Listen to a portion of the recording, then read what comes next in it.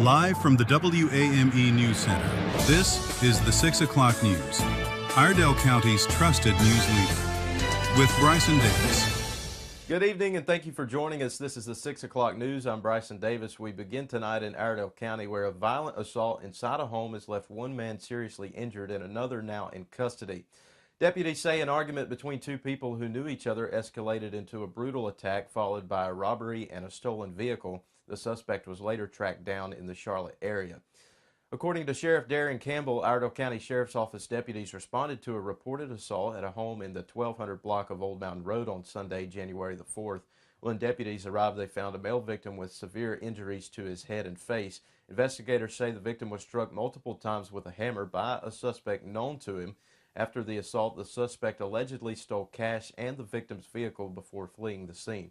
The victim was transported to a Mecklenburg County Trauma Center for treatment. Detectives later identified the suspect as Anthony Brown, who deputies say had been living with the victim for a short time.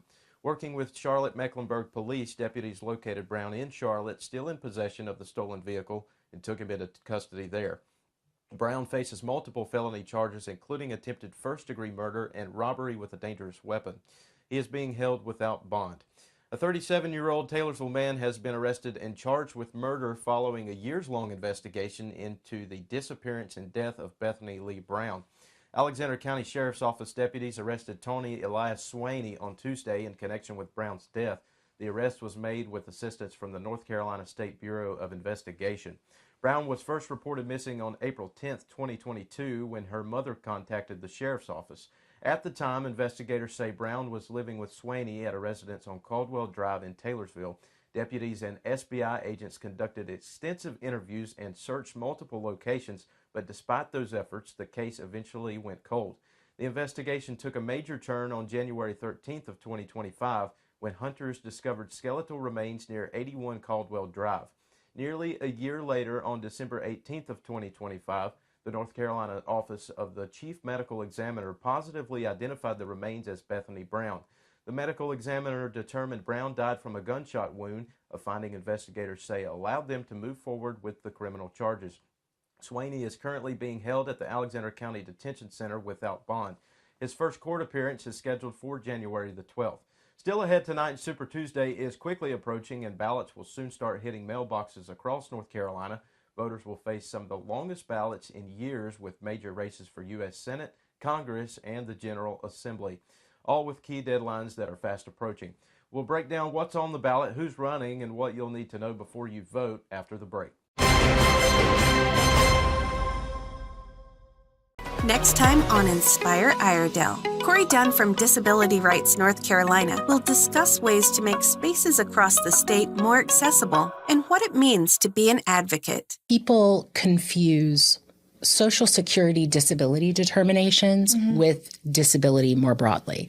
So when I talk about disability, I am often talking about the framework set out in the Rehabilitation Act or in the Americans with Disabilities Act, which talks about people who have or have a record of having or are regarded as having a disability, which is functional limitations in activities of daily living and in one or more areas. And so that can be cognition, movement, any number of areas. What's key is that it's this expansive. There's not one cause, there's not one symptom, there's not one characterization. Disability is a lot of things. Join us for Inspire Iredell Saturday at 10 a.m. on 92.9 WAME. Inspire Iredell is brought to you by Iredell Health System.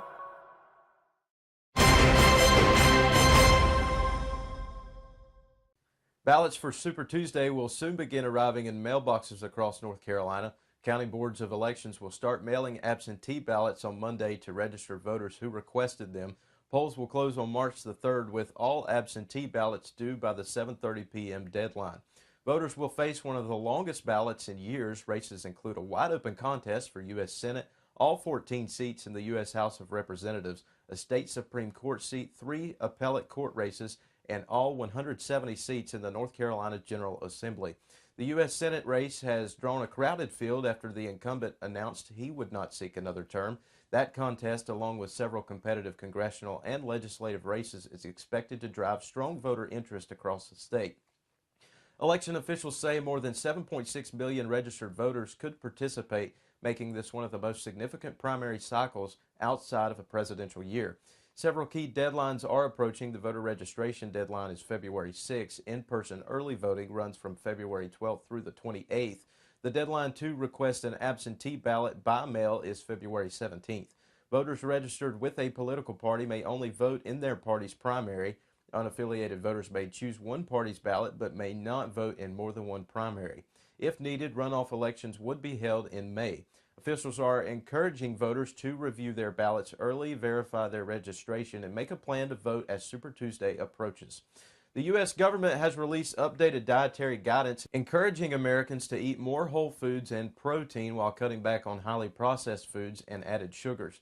The 2025-2030 U.S. Dietary Guidelines for Americans were issued Wednesday by federal health and agriculture officials and will shape national nutrition programs and policies for the next 5 years. Officials say the guidance emphasizes real food, including fresh vegetables, whole grains, dairy, and protein. A new visual highlights these foods while warning against packaged, ready-to-eat products high in salt or sugar, which are linked to chronic conditions like obesity and diabetes. The guidelines maintain the current limit on saturated fat at 10% of daily calories, but encourage whole food sources such as meat, whole-fat dairy, avocados, and certain cooking fats. Other changes include higher recommended protein intake and stricter advice on added sugars, suggesting no more than 10 grams per meal. The guidance also removes specific alcohol limits, instead advising Americans to drink less for better health. Nutrition experts say the emphasis on whole foods is a positive step, though much of the science remains consistent with previous recommendations. The updated guidelines will directly affect federal programs, including the National School Lunch Program, which serves millions of children each day. Officials say updating school meal standards could take several years to fully implement. Health leaders say the goal is simple: help Americans make healthier choices by focusing on foods closer to their natural state. Still ahead tonight, how braving the cold could help make a big difference right here in Statesville. A popular winter tradition is returning next month, raising money to support local Special Olympics athletes. How you can take the plunge for a great cause after the break.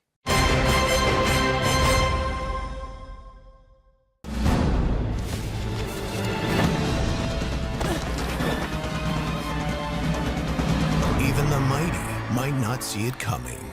It's prediabetes, and it captures 1 in 3 adults. But you can escape. Take the 1-minute prediabetes risk test to know where you stand and prevent or delay type 2 diabetes. Be your own hero on smartphones everywhere at doihaveprediabetes.org. Adding your own flavor to fashion comes with age. Okay, Dad, look at you. Forgetting how to add doesn't. Learn the warning signs of Alzheimer's. Some things come with age, some others don't. How do you know when you've made the right decision? It's the feeling you get in your gut, the one that tells you what's right or wrong. It's the voice inside you that says, I'm buzzed. Better leave the car when it's time to go. Buzz driving is drunk driving. Statesville residents are being invited to brave the cold next month for a good cause by taking part in the annual Polar Plunge benefiting Special Olympics Iredell County. The event is scheduled for Saturday, February 14th at the Statesville Leisure Pool. Participants can register as individuals or form teams and are encouraged to raise money in support of local Special Olympics athletes. Organizers say the Polar Plunge is about more than jumping into cold water. The fundraiser highlights the courage and determination of individuals with intellectual disabilities while helping fund year-round sports training, athletic competitions, leadership development programs, and health services. Proceeds from the event stay local and directly benefit Special Olympics athletes across Iredell County. Those interested in participating can find registration and fundraising information through the City of Statesville Parks and Recreation website. Organizers encourage community members to get involved, support local athletes, and take the plunge for a great cause. Hockey fans and gamers now have a new way to score big thanks to a partnership between the North Carolina Education Lottery and the Carolina Hurricanes. The new digital instant game called Caniac Cash Out is the first NHL licensed game of its kind in North America. Players can compete for a top prize of $150,000 and choose between 2 modes, home and away, each offering unique gameplay. Those who reach the bonus round get to take part in a hockey shootout for even more excitement. Quote, teaming up with the Carolina Hurricanes to launch the Caniac Cash Out is a real power play for our players and for hockey fans across the state, said CEO of the North Carolina Education Lottery. With this new game, players can score big on the excitement of Hurricanes hockey while helping to deliver big wins for education in North Carolina. Brian Fork, CEO of the Carolina Hurricanes, added that the game is a fun way to engage fans while supporting education across the state. Caniac Cash Out is available to play digitally, letting fans and players alike enjoy the thrill of Hurricanes hockey and the chance to win big prizes. And that's a look at your top stories tonight, from local heroes making a difference to exciting new ways to play and win, and important updates that affect your community and your vote. Thank you for joining us. We'll be back tomorrow with more news, more stories, and more ways to stay connected. Stay informed. Stay ahead. WAMEnews.com